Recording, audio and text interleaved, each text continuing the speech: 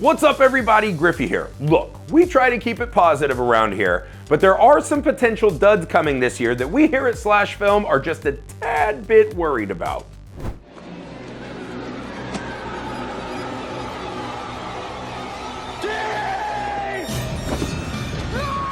We know Jennifer Love Hewitt these days from all those Hallmark pieces of shit. But back in the day, she took a stab at being a scream queen in 1997's I Know What You Did Last Summer. It did well enough to spawn a dog shit sequel, a threequel no one saw, and a television series that even fewer people saw. Look, I'm a fan of slasher movies, but this one was just a scream cash-in from the start, and hilariously, a literal child won a contest and got to direct what became the most famous scene in this movie. Look it up. IMDb says it's true, so it's gotta be. How many other cash-ins have the legs this movie has? Just Let It Die and be remembered as a movie we saw once on a horrible date and then never cared about again. You think they would have learned from the other 3 attempts that were unwatchable? That maybe there's not a lot of meat left on these bones. Anyway, and I Know What You Did Last Summer sequel is coming in July. J-Love is back, Freddie Prinze is gonna stop cashing Star Wars checks and maybe come back, and this will be the last time anybody ever talks about it. You sent me to hell, Jason. I'm here to return the favor.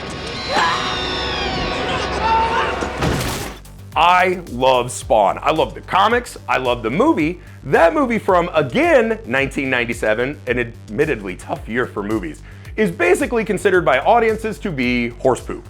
So I have hopes that one day there will be a remake that sees this character kick ass in all his glory. But I don't know that King Spawn is it. Todd McFarlane, who I again love, has been pitching this movie since 1998. I was a child when this movie was first conceived. I had no gray hairs on top. I didn't know what a female was. I'm still learning. Development hell for 30 years is never a good start to a movie.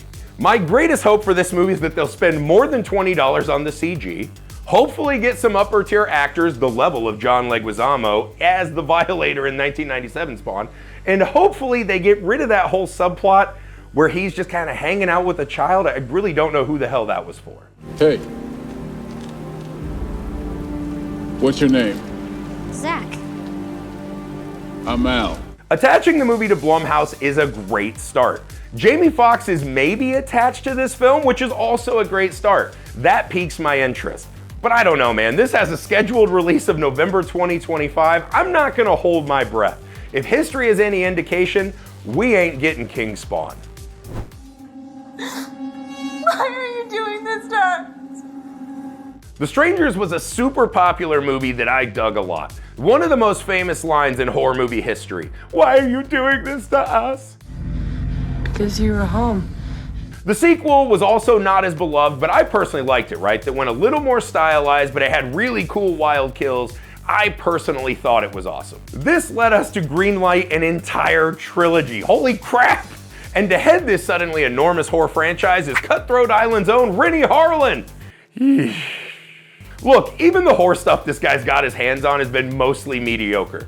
The Exorcist Beginning somehow managed to be worse than The Exorcist 2. You kind of wanted Locust to eat your eyes out as that movie was playing. The Covenant was a movie, that's all I have to say about that. And look, I love Nightmare on Elm Street 4, I love Deep Blue Sea as much as the next guy, but when I watch them, I don't get the kind of movies that scream the aesthetics of, this guy should make 3 more The Strangers movies. So The Strangers Chapter 1 came out in 2024, and it's just kind of a half remake, right? There's no ideas, there's no energy, there's no teeth, definitely not the kind of movie that necessitates an entire trilogy to unspool. This series is rife with potential, but I'm a little worried that The Strangers Chapter 2 will be another disappointment, dropping at some point in 2025.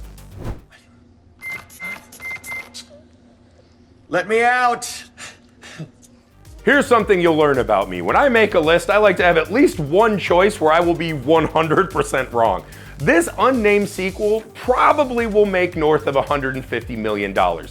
Here's something to ponder.